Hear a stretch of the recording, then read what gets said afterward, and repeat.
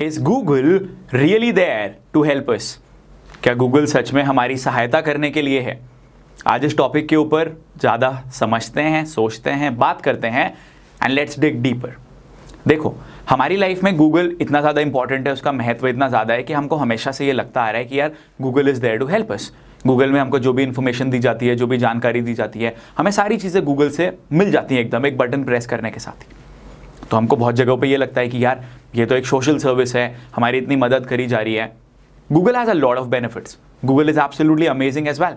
And मैं अगर देखूँ, मेरे खुद के भी बहुत सारे काम गूगल की वजह से सॉल्व हो जाते हैं। Having said that, what we need to understand is it is a company at the end of the day and the company is there to make profits. जब आप गूगल पे कुछ भी सर्च करते हैं, आपने देखा होगा, शायद आप उस चीज़ के ऊपर ध्यान भी नहीं देते, जो आपको पहले या दूसरे सर्च रिजल्ट्स दिखते हैं वहाँ पे एक छोटा सा वर्ड लिखा रहता है जिसको बोला जाता है ऐड। यानी कि जो लोग पे करते हैं और जो अपना प्रोडक्ट गूगल के पास तक लेके जा रहे हैं। फॉर एग्जांपल, अगर आप कम्युनिकेशन स्किल्स के रिगार्डिंग कुछ सर्च करते हैं, तो जो कम्युनिकेशन स्किल्स के रिगार्डिंग अगर कोई भी सर्च करेगा, जो लोग चाहते हैं कि सर्च रिजल्ट के ऊपर मेरा नाम सबसे पहले आए, मेरा ऐड सबसे पहले आए, वो उसके लिए गूगल को पे करते हैं। आज तक शायद आपने इस चीज़ के ऊपर ध्यान नहीं दिया होगा, आज के बाद हमेशा दोगे इस वीडियो को देखने के बाद। आप लोगों ने ये भी देखा होगा कि बहुत सारे लोगों ने टिकटॉक को बहुत सारे नेगेटिव रिव्यूज़ दिए थे। टिकटॉक की रेटिंग बहुत ज़्यादा गिर गई थी, बट ऐसा कैसे हुआ कि वो नेगेटिव रिव्यूज़ हट गए और एकदम से टिकटॉक की रेटिंग बहुत ज़्यादा बढ़ गई? एंड अगर आप ये भी देखो, ये वीडियो भी मैं गूगल के एक प्लेटफॉर्म के ऊपर डाल रहा हूँ, and the reason is because whatever I am saying is something that is really honest. It is a company at the end of the day. A company needs to have profits, a company needs to run and get money for its employees, and that is how a company grows. You need to understand कि वो एक company के तौर पे ही काम कर रहे हैं और वैसे ही काम करते चले जाएंगे। क्या हमें उससे फ़ायदा मिलता है? यकीनन मिलता है। सीखने को मिलता है? यकीनन मिलता है। बहुत सारे काम हमारे इजीली सॉल्व हो जाते हैं, बिल्कुल हो जाते हैं, but still that company is there to make profits. I hope you get that and now you would be able to recall कि किस तरीके से आप जब भी कोई चीज़ सर्च करते हो, जो चीज़ें आपके सामने आती हैं, उसी से आपकी मानसिकता, उसी से आपका विचारधारा, उसी से आपका थॉट प्रोसेस क्रिएट होने लग जाता है। ऐसा भी होता है जब आप प्ले स्टोर पे क्लिक करते हैं, प्ले स्टोर के ऊपर कुछ आपको ऐप्स दिखती हैं जो कि ऐप्स ने पे कर रखा होता है ऊपर आने के लिए, and that is the reason why आपको वो ऐप्स ऊपर दिखती हैं। And there is nothing wrong in it, absolutely, इसमें कोई भी चीज़ गलत नहीं है। एंड जिस तरह से गूगल काम करता है, उसी तरीके से इंस्टाग्राम, फेसबुक, यूट्यूब, टिकटॉक, ये सारे प्लेटफॉर्म्स काम करते हैं।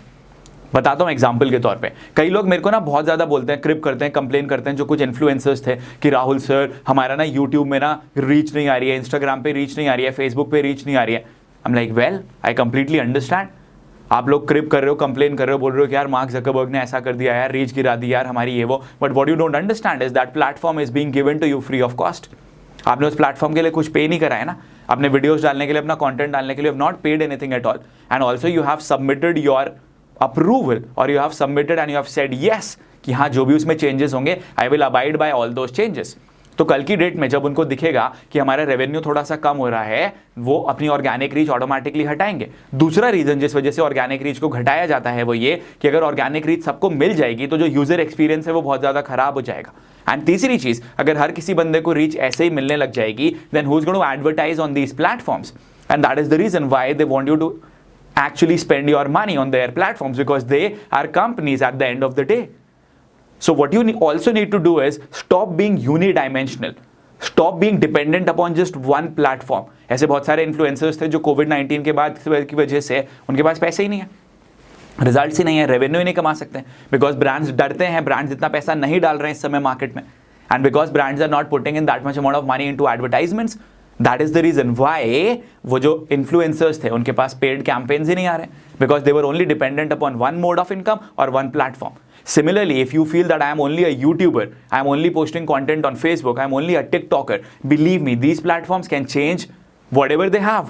The reach that you are being given today, the organic reach, whether it's on LinkedIn as well, the reach can actually be changed at any particular given point of time. And तब आप ना तो क्रिप कर सकते हो ना complain कर सकते हो, रिग्रेट जरूर कर सकते हो कि क्यों मैंने दूसरे प्लेटफॉर्म्स को ग्रो नहीं करा.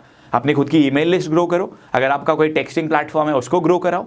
ये चीजें करना बहुत ज्यादा जरूरी है. Stop being dependent upon one platform. Stop treating them as websites who are there to help you, but understand that they are businesses and those businesses will only grow if they get ads, and that is how they make money. There are also other ways how brands make money, and we can go deeper into all those things, but this is not the video that is meant for this. This video is for you to completely understand, to stop relying on one platform and to start focusing on other platforms. Yes, these platforms help us. Yes, these platforms give us a platform to post all our content in front of people, to take our content in front of people, but stop relying on just one platform.